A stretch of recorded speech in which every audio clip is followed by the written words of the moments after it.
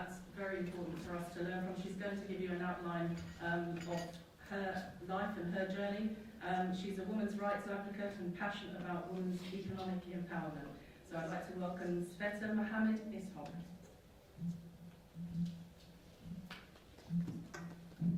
Thank you so much. First of all, I would like to thank the organizers for organizing such an important and timely discussion, especially now with what we see with the Afghanistan crisis and then followed by the Ukrainian crisis. And I want to start my speech by telling this important thing about like how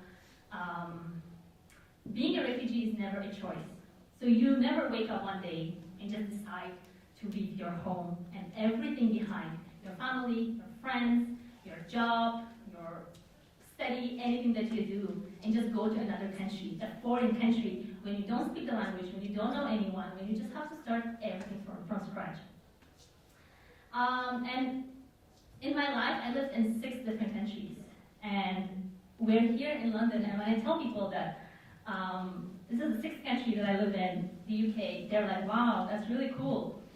And then I go, well, that really sounds cool to you, but actually it was out of necessity. Majority of the country that I lived in was out of necessity rather than choice.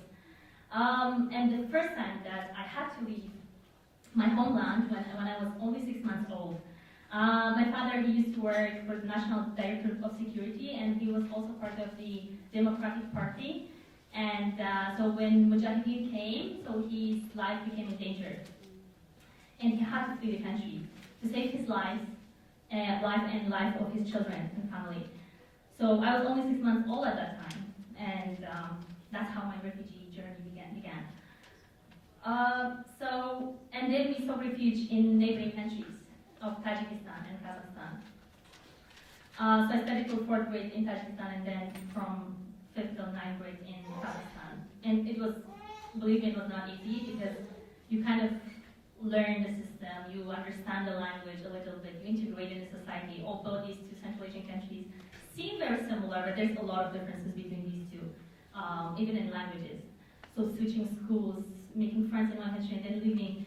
And then in 2009, when the situation was improving in Afghanistan, my family decided to go back to our homeland.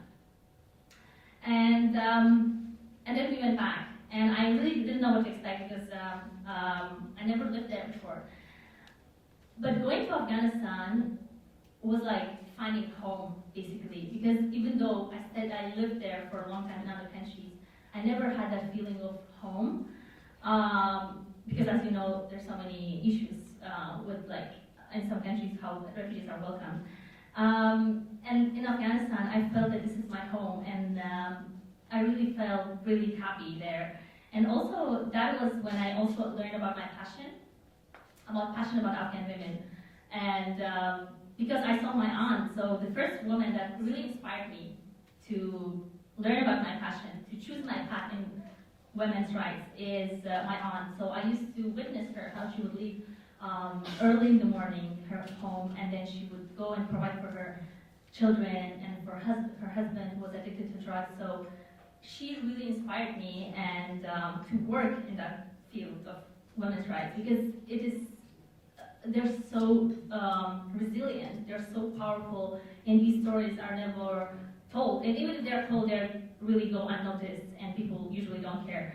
So, and then I started working in different organizations for women's rights, and I understood that one of the issues with women's rights in Afghanistan or in any other part of the world is their financial dependence or on male members of their family. So, so I started a social enterprise that where we work with the illiterate women in Afghanistan. So we make clothes and they sell it.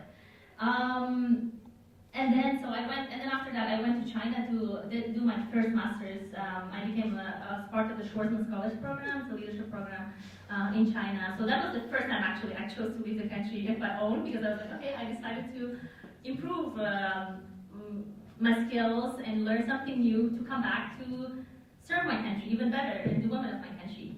So after finishing my first master's, I went back to Afghanistan. It was 2019.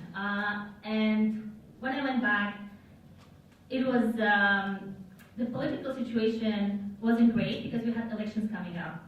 And in general, living in Afghanistan, especially being a women's rights advocate in Afghanistan, is not an easy job. It is not easy at all. You just face the fear of being threatened, everything. Even during my, I have a very, very sad story of my life in Afghanistan when my undergraduate university, American University of Afghanistan, in 2016, was attacked by the Taliban.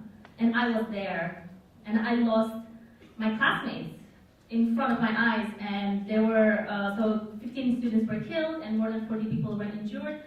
So these kind of things, it sounds very easy, and it's kind of you get used to it when you live in Afghanistan. But when you go to other countries, you realize that it's not normal. Like, it shouldn't be happening. And it also shows the strength and the resilience and the power of Afghans in general, especially Afghan women. So that incident is one of the examples, many of the examples. And then obviously I worked in different organizations, and there were 2 times that attack happened in front of our office.